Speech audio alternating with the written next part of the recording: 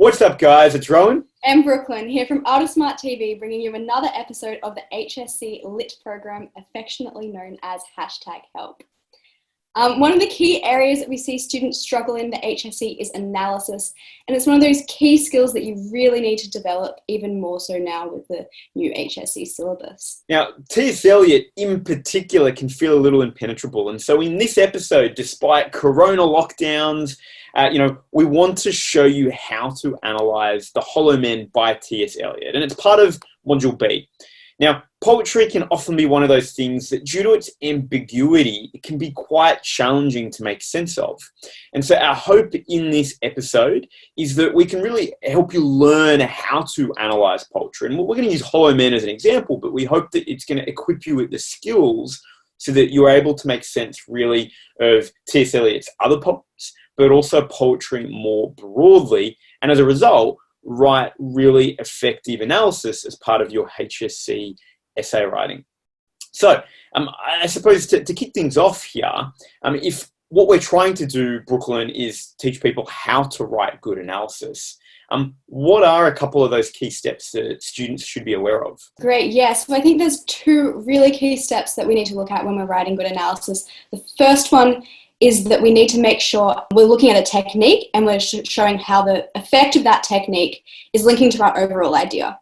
And the second thing we need to do is make sure that we're saying something new about our idea in each point, because we don't want to just sort of repeat the same point 3 times with a different example. We want to build on our argument and keep saying something new. Awesome. So we've got almost 2 little tests there then that we want to keep mind of, right? Yep. The first one is that we want to be really clear on, has our technique linked to the idea? And then secondly, what we want to really be doing is advancing that idea throughout. And so we need to be looking at a paragraph and saying, well, hey, has this next example advanced the idea and said something new, qualified it, enhanced it, modified it, whatever it might be, or not? And if it hasn't, well, it's not really adding any value. And so these are 2 things that we need to keep in mind. Now, what I'd love, guys, is we're going to unpack analysis of The Hollow Men with you now, and keep us accountable, right? In the comments and in the video, let us know, are we keeping to those 2 rules of good analysis? So, Brooklyn, diving into The Hollow Men, what is the idea that we're going to explore for The Hollow Men?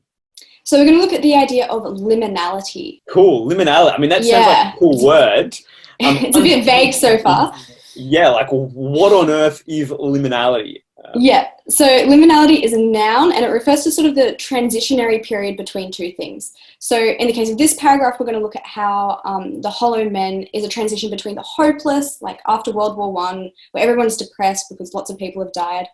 So it's sort of the hopelessness of that period in time, and then sort of the hope of a spiritual rebirth to come afterwards. So one of the things I'd love to add about liminality as well is that it's often really considered to be quite sort of a special magical place as well, where things are possibly changing, and it represents the possibility of change within it. So it's an interesting idea, number one, and an interesting space to live and be in. So I suppose what I want to understand is that if we're going to unpack liminality in The Hollow Men, what sort of real world context can we bring into this? Or is this purely T.S Eliot living in his own world here? And he just happens to feel like he's in this space of liminality? So I think it's a little bit of both. In terms of the real world context, as I sort of said before, we're sort of in a place where people are a bit depressed because we have just been in World War I. Lots of people have died. There's a lot of doubt to whether life really has any meaning. I guess like Christianity, which used to sort of be the main religion, is a bit more on the decline. So yeah, there's this sort of general sense of meaninglessness in the world at this time. But I think more so the sense of hope might be more a T.S Eliot focused thing, because it's just like a couple of years after this poem was written that he converts to Christianity and sort of has a spiritual rebirth of his own. So it's definitely sort of got the real world context for the meaninglessness, but I think the hope is very much a T.S Eliot centered thing. Does that make sense, Rowan? Definitely. So now, one of the things we need to do is locate T.S Eliot and The Hollow Men within the HSC English course. And so it comes as part of, HSC English Advanced. It's part of Module B, which is the critical study of literature. And a lot of this is all really about finding your own critical voice and your own opinion of the poem. So I guess my question is, are we doing that here? Or is this a pretty sort of unoriginal, stock standard sort of idea that we're unpacking? Yeah, cool. I think this argument that we're making about liminality is definitely a unique one. It's not original. I don't think you should ever try to be totally original because someone's probably had that idea before. So don't worry too much about that. But it's definitely unique and it's definitely something someone could argue against. And I think that idea of it being an argument that someone else could argue against shows that it is a unique argument that you've sort of created for yourself. And one of the main ways that we are able to show this is through critic quotes. So, if you're not already doing that for your Module B assessments, get on critic quotes because they're super important. So then what do you mean by a critic quote? Is it that I'm jumping on to the internet, I'm finding someone that's just super critical about T.S. Eliot, hating on the Hollow Man, and I'm like, great, I'm going to use that, plug that into my essay, or is it something else? No, so you can't just get anyone off the internet. You need someone who's actually said something in a peer-reviewed article. So the way that you're able to find that is you can go into Google Scholar, just Google Scholar, and it's sort of a search engine which you can find a whole heap of peer-reviewed critical articles. And the other really great way to do that, to get a critical article, is to use JSTOR. It does cost money to have a JSTOR subscription, but speak to your school librarian and they should have a way that you are able to log into JSTOR for yourself. Great. So we've got a couple of sources that we can go to, Google Scholar, JSTOR, and as you said, the critical distinction is whether or not it's been published in a peer-reviewed journal. So we can't just go find random people on the internet hating on good old T.S. Eliot. Now, in saying this, what we're moving towards in this analysis is having 3 critics in a single paragraph. Right? So the first 2 that we're going to be exploring, we're going to be paraphrasing their argument. So we're going to look at a critic called Everett Gillis, who's going to argue that Hollow Man, or has argued, I should say, that Hollow Man represents darkness, emptiness, meaninglessness, that's a big word, all pretty dark and grim. And the point of integrating that is that that's clearly suggesting that there is no hope. This poem doesn't even entertain the possibility of hope, and therefore that it probably couldn't be about the space in between, because to have the space in between implies hope on the other side. And then on the other hand, we've got a couple of other critics here. We've got Strothman and Ryan, and they're going to argue that the poem does represent a hope in the future. And we're really going to use these 2 critics, or 3 critics, but 2 opposing views, to bolster our position that therefore actually this is a poem about liminality, that there is space in between the meaninglessness, the emptiness and the darkness, and the hope. I think part of what these 2 quotes also do is they show us, they're showing our marker that this is our own argument. So these, like, neither of these 2 perspectives would totally agree with our argument, because on the one hand, it's a really dark poem, and on the other hand, it's a really hopeful poem. We're somewhere in the middle, so a unique argument that isn't the same as what every other critic is saying.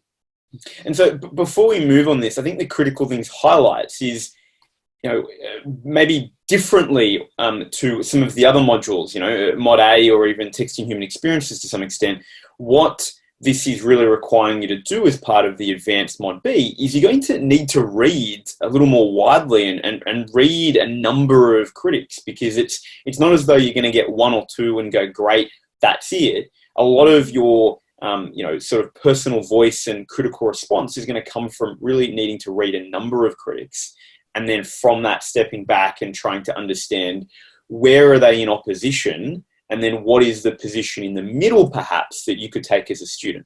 Yeah, definitely. Or you can take a position way off to the left or the right or anywhere. But basically the point is you need to have your own position that's different to someone else's. Mm-hmm. So you mentioned as well that we have a 3rd quote there. So what was that? We do, yeah. And so this is Oliver Teal. I'm probably mispronouncing the name. Sorry, Oliver. And he does come to the sort of middle ground perspective, right? Stating that it is about both meaninglessness and hope. So he says that the poem is in effect a bridge between spiritless decay of the wasteland and the spiritual reinvigoration of Ash Wednesday. Wait, so Wasteland, Ash Wednesday, haven't heard of them. What are they? I have actually, but... So two other poems that Eliot has written, right? So the first one, so Wasteland, as the quote says, is about spiritual decay. And the second one, which is Ash Wednesday, is actually written after Eliot's conversion to Christianity, and it's about his spiritual rebirth. So we can really see if we've got, Wasteland over here, Ash Wednesday over here, we've got spiritual decay, we've got rebirth. We can see that the Hollow Men really does sit as that bridge, according to Oliver, at least, in between, these two other poems, and really Eliot's own journey himself, right? Both individually and as a poet as well. Do we actually need 3 critics? Like, is this overkill to have 3 critics in a single paragraph? Maybe a little bit. I think I definitely got a bit carried away because I find this stuff really interesting. There's no problem with having 3 critics, but you definitely don't need 3. I would recommend having at least 1 critic per paragraph as a rule of thumb for this. And it seems like maybe ideally if you can highlight 2, particularly if there's a bit of conflicting opinions, that'll really enhance it. 3, I would probably agree, just with the tightness of word limits and so forth, maybe a little excited. Yeah, for sure. And I think the first 2 that we looked at are probably more important because they're the ones that we're sort of positioning ourselves against, and that's going to show our critical voice more. So if we're going to leave one out, we'll probably leave the third one out. Great. So now let's dive in and actually start analysing. So, I mean, that seems like a lot of work just to start analysing, and it is, but I think critically it is going to make our ability to say something more meaningful a lot more effective. I also want to point out that we're doing it in this order because this is the order that a paragraph would go in. But when you're writing for yourself, you don't want to start off with it. Like, you can read some critic quotes, but you want to sort of do your own analysis first, work out what you personally think about the poem, and then go to the critics, because that's going to mean that you're not just like totally influenced by what the critics are saying, and then you can sort of still have your own personal opinion about the poem, and then use the critics against that. So yeah, cool. But let's jump into the poem now. Great, we're there. So our first quote is "The hollow men, the stuffed men." What on earth is the technique here, and what does this even mean?